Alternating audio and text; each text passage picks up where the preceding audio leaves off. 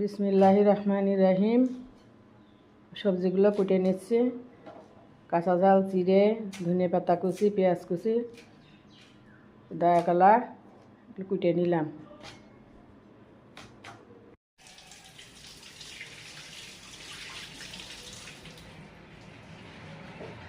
লবণ হলুদ দিয়ে দিলাম। দিয়ে আমি চিংড়ি মাছগুলো দিয়ে দিচ্ছি। আমি আজকে একটা নতুন রেসিপি রান্না করছি।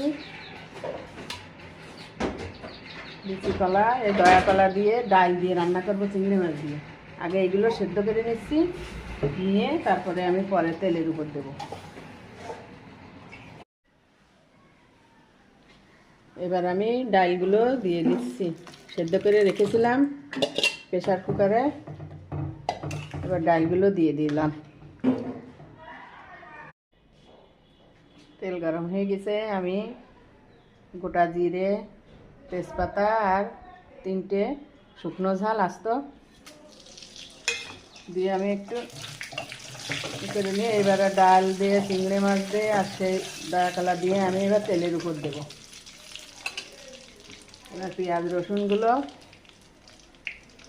কুচিগুলো দিয়ে দিচ্ছি, ভেজে নেব।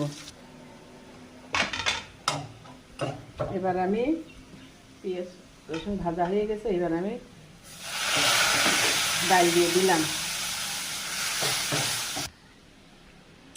রান্নাটা আমার হয়ে গেছে। এবার আমি একটু সামান্য ধনে পাতা কুচি দিয়ে দেব। রান্নাটা কেমন হলো কমেন্টে জানাবেন।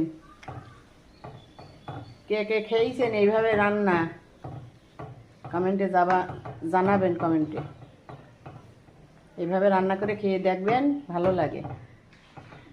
একটু লাইক, কমেন্ট, শেয়ার করবেন, সাবস্ক্রাইব করবেন পরবর্তী ভিডিও দেখার জন্য ইউটিউবে। আর ফেসবুকে আমার একটা পেজ আছে শান্তাহার খাতুন, লাইক কমেন্ট করবেন, ফলো দিয়ে রাখবেন। আল্লাহ হাফেজ।